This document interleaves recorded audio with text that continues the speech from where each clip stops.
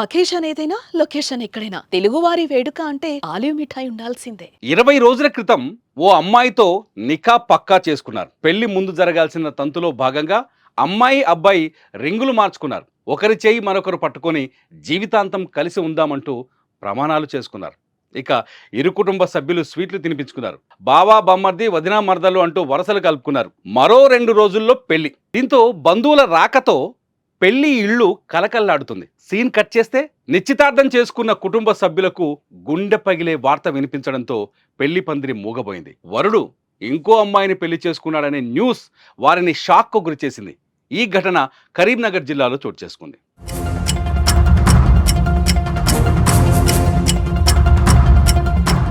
కరీంనగర్ జిల్లా హుజూరాబాద్ మండలం రంగాపూర్కు చెందిన సాఫ్ట్వేర్ ఉద్యోగి మధుకర్ రెడ్డి కాట్రపల్లికి చెందిన యువతితో నిశ్చితార్థం చేసుకున్నాడు. అబ్బాయికి మంచి ఉద్యోగం కావడంతో తమ కూతురు సుఖంగా ఉంటుందని భావించిన యువతి తల్లిదండ్రులు పెద్ద మొత్తంలో కట్న కానుకలు చెల్లించారు. రింగులు మార్చుకునే సమయంలో 40 లక్షల విలువైన అర ఎకరం భూమి, 10 తులాల బంగారం, 6 లక్షల నగదు ఇచ్చి పెళ్లి ఫిక్స్ చేసుకున్నారు. ఇక పెళ్లికి మరో 2 రోజుల సమయం మాత్రమే ఉండటంతో పెళ్లి పనులు ముమ్మరంగా కొనసాగుతున్నాయి. వచ్చే బంధుమిత్రులతో పెళ్లి పందిరి కలకల్లాడుతోంది. శనివారం పెళ్లి కావడంతో శుక్రవారం వధువు ముస్తాబైంది కూడా.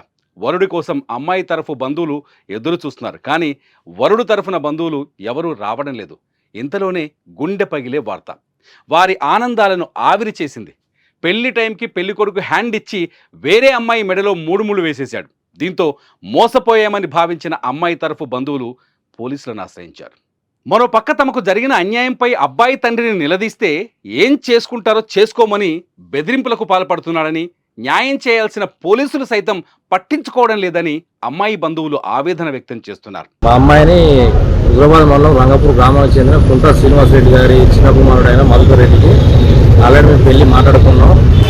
40 లక్షల విలువ గల అరెకరం భూమిని, 10 తులాల బంగారాన్ని ఒప్పుకున్నాం. 6 లక్షల రూపాయలు లాంఛనంగా మేము ఎంగేజ్మెంట్ రోజే మేము అన్నీ ఇవ్వడం జరిగింది. ఈరోజు నిన్న హల్దీ ఉంది.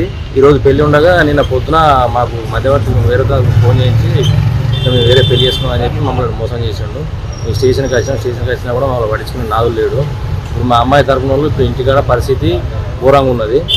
వాళ్ళ అమ్మాయి ఇప్పుడు నిన్న మొత్తం జస్ట్ అయితే స్ట్రోక్ వచ్చే సందర్భాలు కూడా ఉన్నాయి. ఇంకేమైనా అయితే సూసైడ్ చేసుకున్న సందర్భాలు కూడా ఉన్నాయి. మా అమ్మాయి ఇక్కడ పట్టించుకునే నాదులు లేడు. వాళ్ళ అమ్మాయి తండ్రి ఏమంటుండంటే మీ ఇష్టం ఉన్నది చేసుకోరు, మీరు ఏం చేసుకుంటారో చేసుకోరు అని చెప్పి మాట్లాడుతున్నాం. ఆయనకున్న పలుకుబడితోటి ఆయన ఇష్టం ఉన్నట్టు ఆయన మాట్లాడుతున్నాం. మళ్ళీ పోలీస్ స్టేషన్లోనే ఆయన దర్జాగా వచ్చి అవసరమైతే ఆ చేసుకున్న అమ్మాయి ఉంటుంది, మళ్ళీ మీ అమ్మాయిని కూడా పంపించండి అనే విధంగా ఆయన మాటలు గలీజ్ మాటలు మాట్లాడుతున్నాడు.